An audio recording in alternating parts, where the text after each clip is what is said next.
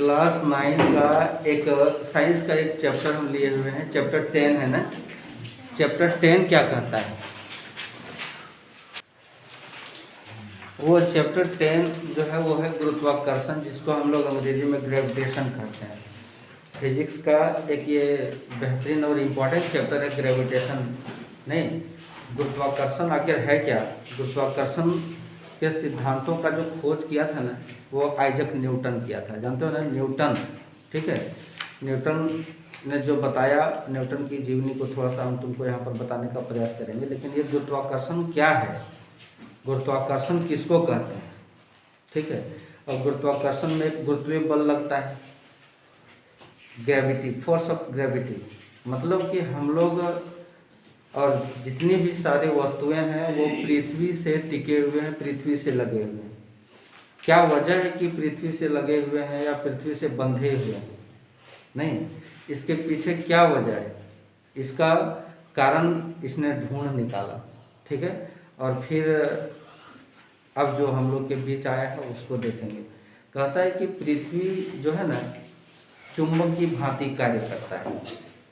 चुंबक क्या करता है कि जो चुंबकत्व वस्तु है, यानी चुंबक की ओर आकर्षित होने वाले वस्तु जो है, चुंबक उसको अपनी ओर क्या करता है, आकर्षित करता है। एक निश्चित क्षेत्र के बाद वो आकर्षित करता है, एक निश्चित क्षेत्र के बाद उसको आकर्षित नहीं कर पाता है। जब हम लोग को ऐसा नहीं लगता है कि हम लोग आखिर पृथ्वी से बंधे हैं, सारे वस्तु, चाहे हल्के वस्तु हो चाहे भारी वस्तु, सब पृथ्वी से बंधे हुए, पृथ्वी से जुड़े हुए, पृथ्वी से सटे हुए। नहीं, और अगर नहीं भी सटे हुए हैं तो वो पृथ्वी पर एक न एक समय निश्चित रूप से आता है। ठीक है, तो जिस तरह चुंबक का हम तुमको एग्जाम्पल दिए थे ना, एक एग्जाम्पल था चुंबक का, कि चुंबक में आकर्षण शक्ति जितनी दूर होता है उतना दूर के अंतर्गत, उतने दूर के दायरे में अगर कोई वस्तु, अगर आकर्षित होने वाली वस्तु अगर रखा जाए ना, तो उसको स्वतः अपनी ओर खींच लेता है चुंबक, और उसके दायरे से बाहर हो। कहने का मतलब कि उस चुंबकीय क्षेत्र जिसको बोलते हैं, कि बाहर अगर रखा हो तो वस्तु को खींच नहीं सकता है। उसी प्रकार पृथ्वी सभी वस्तुओं को अपनी ओर आकर्षित करने का एक निश्चित लेवल है। उस लेवल के अंदर अगर कोई वस्तु है तो पृथ्वी पर आकर के वो स्थिर हो सकता है, पृथ्वी पर कायम हो सकता है। लेकिन उस दायरे के बाहर अगर चला जाता है ना, तो वो अंतरिक्ष में भटक जाता है वे वस्तुएं, जिसको हम लोग पलायन वेग कहते हैं। पलायन वेग की गति से वो बाहर चला जाता है। गुरुत्वाकर्षण का जो वजह है ना, उसके कारण हम लोग देखें ना कि पृथ्वी के चारों ओर सूर्य चक्कर पृथ्वी के चारों ओर चंद्रमा चक्कर लगाते हैं। नहीं, और सूर्य के चारों ओर सभी ग्रह चक्कर लगाते हैं विशेष कक्षा में। नहीं, और वो जो कक्षा होता है उसको हम लोग ऑर्बिट कहते हैं। नहीं, और सबका अपना अपना कक्षा है। जितने सारे ग्रह हैं सूर्य के चारों ओर चक्कर लगाते हैं, और वो एक निश्चित दायरे में चक्कर लगाते हैं, एक निश्चित पथ पर चक्कर लगाते हैं। वो इसलिए कि सूर्य में भी एक प्रकार का आकर्षण शक्ति है जो उन वस्तुओं को स्थिर रखता है। नहीं, और अपने पथ पर उसको चलने के लिए स्वतंत्र छोड़ता है। तो गुरुत्वाकर्षण का मतलब वही हुआ। अब गुरुत्वाकर्षण बल के कारण जिन वस्तुओं को अपनी ओर आकर्षित करता है उसको हम लोग गुरुत्वीय बल कहते हैं। ठीक है, असल में गुरुत्वाकर्षण का जो खोज किया था वो आइजक न्यूटन के साथ साथ यहाँ पर कोपरनिकस और केपलर, 3 को साइंटिस्ट मिल करके गुरुत्वाकर्षण का खोज किया था और उसका रिसर्च किया था इसके भी बारे में। तुमको हम अगर न्यूटन के विषय में बतावें कि आइजक न्यूटन, पूरा नाम आइजक न्यूटन था, इंग्लैंड के एक ये व्यक्ति थे जो कि बहुत निर्धन कृषक परिवार से ये व्यक्ति था, बच्चा था। नहीं, पढ़ने में इसको मन नहीं लगता था, क्योंकि किसान वर्ग का जो बच्चा है तो किसाने वाला काम करे खोजता है कि नहीं, पढ़ाई में मन नहीं लगता था। फिर भी हुआ ऐसा कि 1661 ईस्वी में जो है ना, न्यूटन को 1661 ईस्वी में कैम्ब्रिज विश्वविद्यालय भेज दिया पढ़ने के लिए। ठीक है, कैम्ब्रिज विश्वविद्यालय जब गया वहाँ पढ़ा तो वहाँ पर क्या हुआ कि 1665 ईस्वी में वहाँ पर प्लेग आ गया, महामारी वाला बीमारी। जिस प्रकार अभी कोरोना वाला बीमारी चल रहा है ना, तो सब भाग के घर आ रहे हैं ना, वो भी संक्रामक रोग था, ये भी संक्रामक रोग है। प्लेग भी एक संक्रामक रोग था जो चूहों के संख्या के बढ़ने से फैलता है शायद। ठीक है, और ये कोरोना जो हो गया वो उससे भी ज़्यादा संक्रमित हो गया। समय समय पर संक्रामक रोग आते रहा है। ठीक है,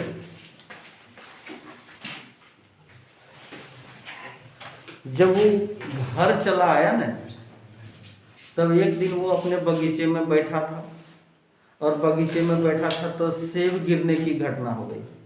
देखो, इस कहानी में जो है ना, कहीं कहीं कुछ भी लिखा हुआ है, मिथक बात है। कहीं कहीं लिखा हुआ है कि आइजैक न्यूटन स्कूल जाने के बहाना से वो अपना मम्मी से छुप करके बगीचा में जाके बैठ गया तो नींबू गिर गया, तो कहीं लिखता है सेब गिर गया। नहीं, लेकिन हम लोग के बुक में जो है वही मानते हैं कि जब घर आ गया 1665 ईस्वी में, तो बगीचा में बैठा था तो सेब गिरा। तो सेब गिरा तो उसके दिमाग में आया कि आखिर सेब पेड़ से टूट करके धरती पर ही क्यों गिरा, पृथ्वी पर ही क्यों गिरा, वो ऊपर क्यों नहीं चला गया।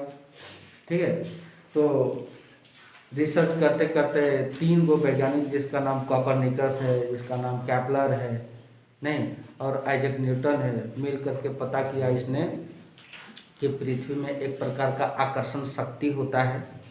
ठीक है, जो सभी वस्तुओं को अपनी ओर खींचे रखने की क्षमता होती है। तो इस आकर्षण शक्ति को हम लोग गुरुत्वाकर्षण बल कहते हैं। गुरुत्वाकर्षण बल नाम दिया गया। सवाल यह है कि गुरुत्वाकर्षण बल में पृथ्वी वस्तुओं को अपनी ओर आकर्षित करते हैं, तो वस्तु भी पृथ्वी को अपनी ओर आकर्षित करता है। ये बात अगर सोचने की है कि न्यूटन ने ही बताया था गति का तीसरा नियम की क्रिया के बराबर और विपरीत प्रतिक्रिया, यही बोला गया था ना। तो अगर एक वस्तु है, अगर हम उसको छोड़ते हैं तो पृथ्वी अपनी ओर आकर्षित किया इसको, तो ये वस्तु क्या पृथ्वी को भी अपनी ओर आकर्षित करता है कि नहीं? तो गति के तीसरे नियम के अनुसार करता है। तो फिर हम ये दूसरा बात को ये देखेंगे कि जब गति करता है तो ये वस्तु पृथ्वी को ही अपनी ओर क्यों नहीं खींच लेता है? पृथ्वी इस वस्तु को अपनी ओर क्यों खींच लिया? तो इसका वजह यह है कि गति का दूसरा नियम के चलते नहीं खींच पाता है। गति का दूसरा नियम के चलते उसमें तुमको बताया गया कि F = ma बताया गया तुमने। तो यहाँ पर F = mg होगा। ये जो g है वो गुरुत्वीय त्वरण है, इसका मान तुमको हम निर्धारित करके दिखाएंगे। g का मान 9.8 मीटर पर सेकंड स्क्वायर होता है, हम इसको कैलकुलेशन करके दिखाएंगे तुमको। तो कहता है कि वस्तु पृथ्वी की ओर आकर्षित हो जाता है। इस वस्तु की ओर पृथ्वी आकर्षित इसलिए नहीं होता है कि पृथ्वी के द्रव्यमान के मुकाबले इस वस्तु का जो द्रव्यमान है वो नगण्य है। कहाँ उसका पृथ्वी का जो द्रव्यमान है वो 6 × 10⁻24 kg पृथ्वी का द्रव्यमान। ठीक है, और इसका जो वजन है वो तुम्हारा ग्राम में है। तो इस प्रकार पृथ्वी पर स्थित जितने भी वस्तुएं हैं ना, वो पृथ्वी के द्रव्यमान के मुकाबले उसका द्रव्यमान को नगण्य माना गया है, शून्य माना गया है।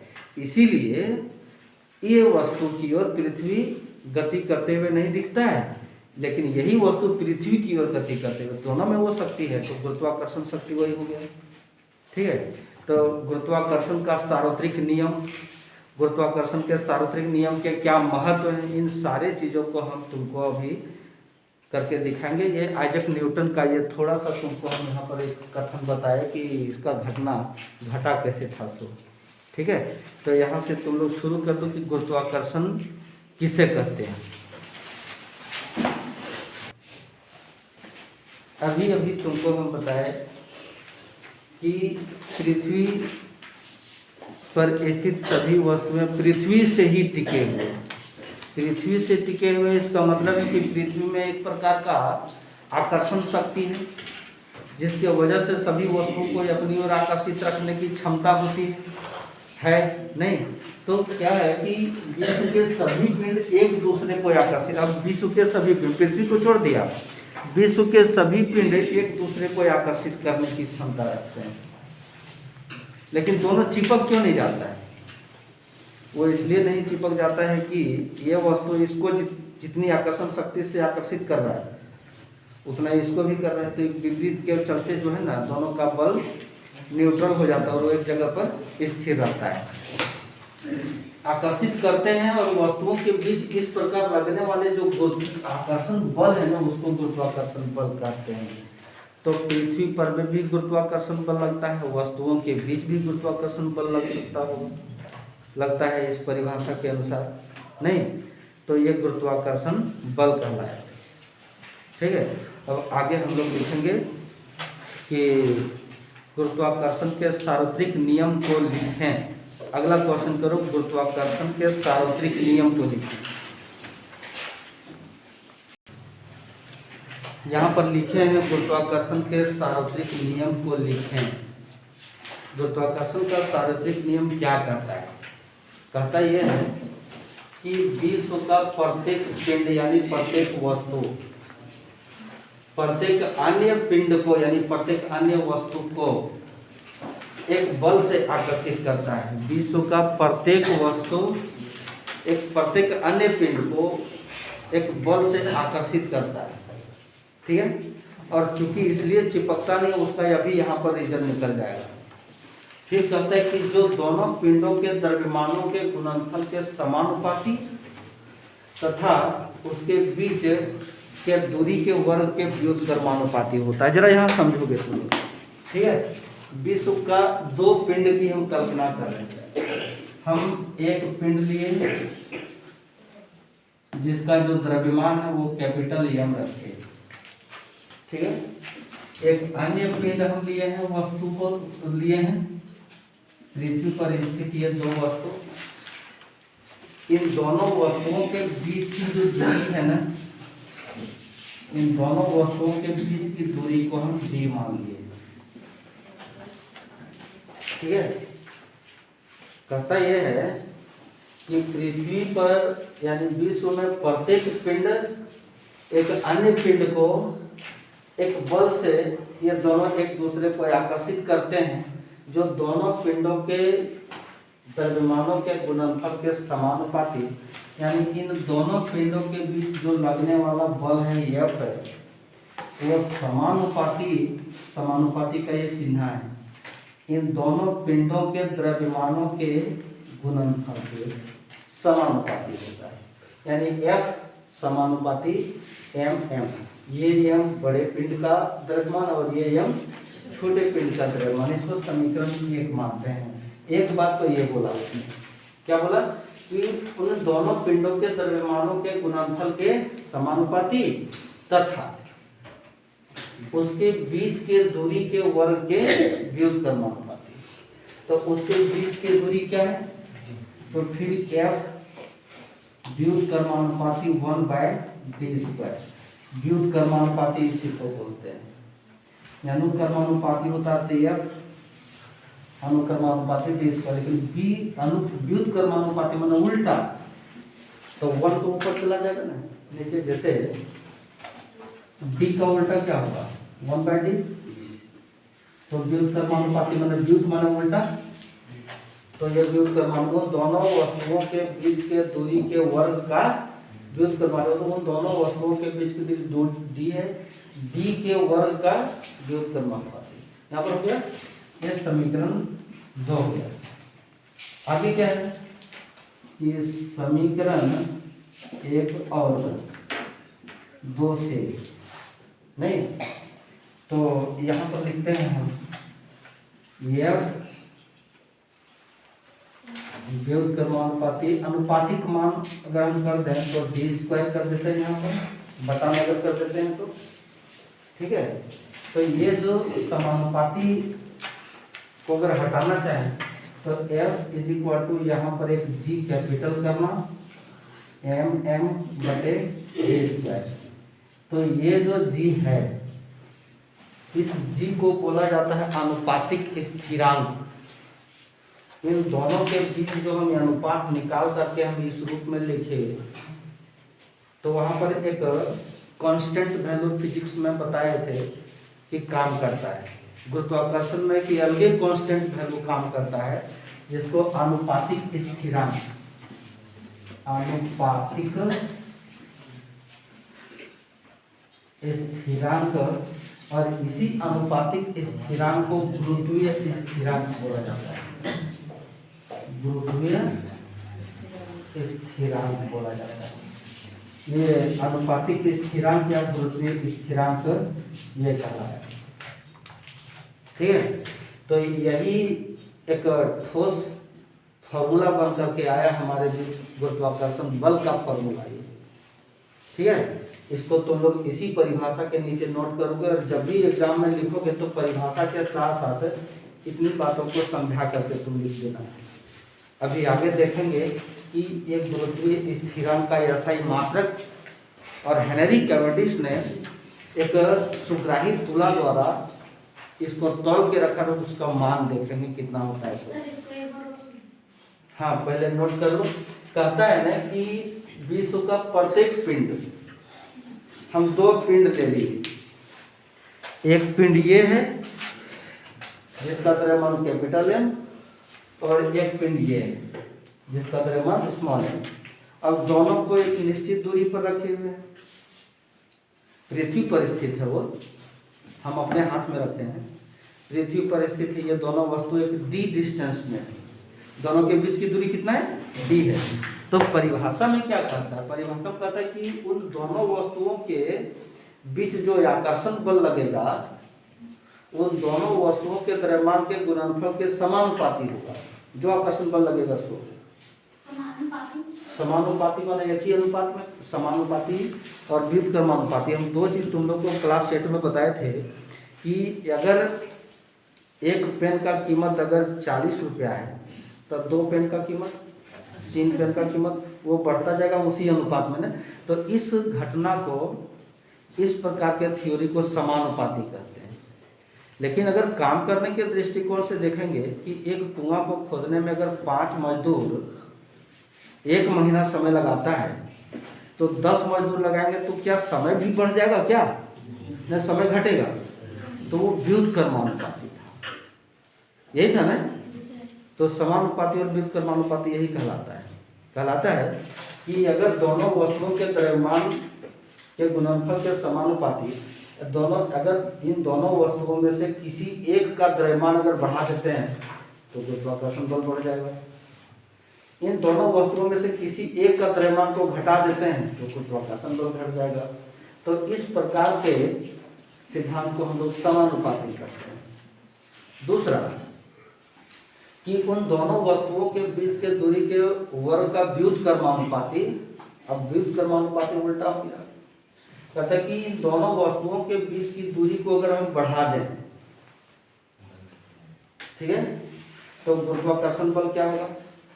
दूरी अगर बढ़ा देंगे तो गुरुत्वाकर्षण बल घट जाएगा, और दूरी घटा दें तो गुरुत्वाकर्षण बल बढ़ जाएगा।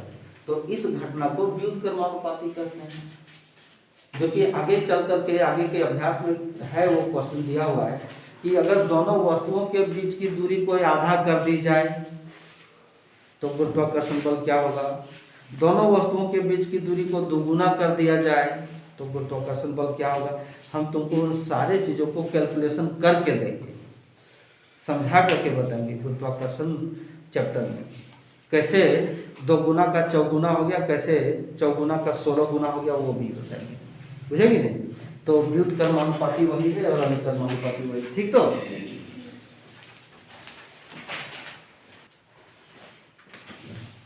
इस बात को तुमको पहले भी बताए थे। क्या बताए थे? कि आनुपातिक स्थिरांक, तुम्हारे बुक में लिखा हुआ आनुपातिकता का स्थिरांक, ठीक है। आनुपातिक स्थिरांक को गुरुत्वीय स्थिरांक कहते हैं, जिसे जी यानी कैपिटल लेटर का जी करना है। गुरुत्वाकर्षण में जी से संबंधित 2 प्रकार को इंडिकेट करेंगे। एक स्मॉल लेटर का जी है, जिसको एक्सेलरेशन ड्यू टू ग्रेविटी कहेंगे, जी गुरुत्वीय त्वरण, ठीक है। और ये कैपिटल जी है वो गुरुत्वीय स्थिरांक है।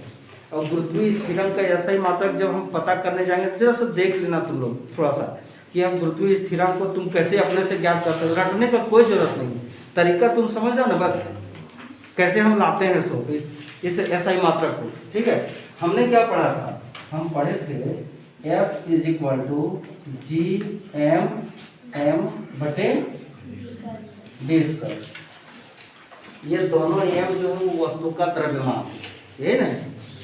ठीक है, हमको जी का ऐसा ही मात्रक पता करना है, तो G M is equal to F D square cross multiplication करेंगे तो इस रूप में आएगा या नहीं आएगा, ये दोनों स्मॉल करो इसको, ऐसा आएगा या नहीं आएगा। ठीक है, तो हमको जी का ऐसा ही मात्रक पता करना है, तो एफ डी स्क्वायर बटे एम ये सत्य बात है ना। अब आ गया, तो जी इज इक्वल टू एफ यानी फोर्स, बल का ऐसा मात्रक न्यूटन। ठीक है, ये डी यानी डिस्टेंस का ऐसा मात्रक मीटर, तो यहाँ पर डिस्टेंस स्क्वायर है तो मीटर स्क्वायर हो जाएगा, बटे एक वस्तु का द्रव्यमान उसको केजी से डिनोट करते हैं, इनटू दूसरे वस्तु का भी द्रव्यमान को हम लोग केजी से डिनोट करते हैं। ठीक है, तो क्या हो गया, G is equal to M square बटे KG square, KG into KG square हुआ ना। तब इसी चीज को तुम्हारे बुक में किया हुआ है न्यूटन मीटर स्क्वायर प्रति केजी स्क्वायर। जी का ऐसा ही मात्रक हमारा यहाँ पर आकर के रेडी हो गया। देखो ये जी का ऐसा ही मात्रक को कैसे हम प्राप्त किए। ठीक है, तो रटने की कोई जरूरत नहीं है भाई, तुम इस फॉर्मूला से चलो ना, तुमको सबका ऐसा ही मात्रक पता है, केवल जी का ही तो नहीं पता है, हम जी का निकाल दिए। अब हुआ क्या कि हेनरी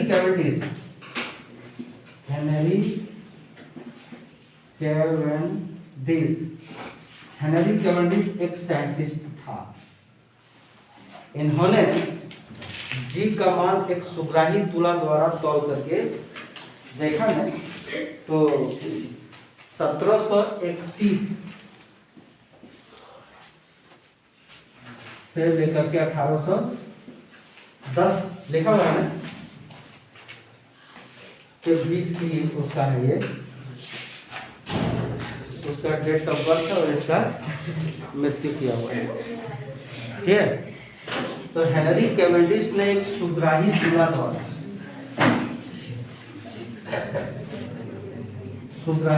द्वारा जब इसको तौल के देखा न, तो जी का जो मान पाया वो 6.673 इंटू 10⁻11 न्यूटन मीटर स्क्वायर प्रति केजी स्क्वायर, ये मान उसने पाया।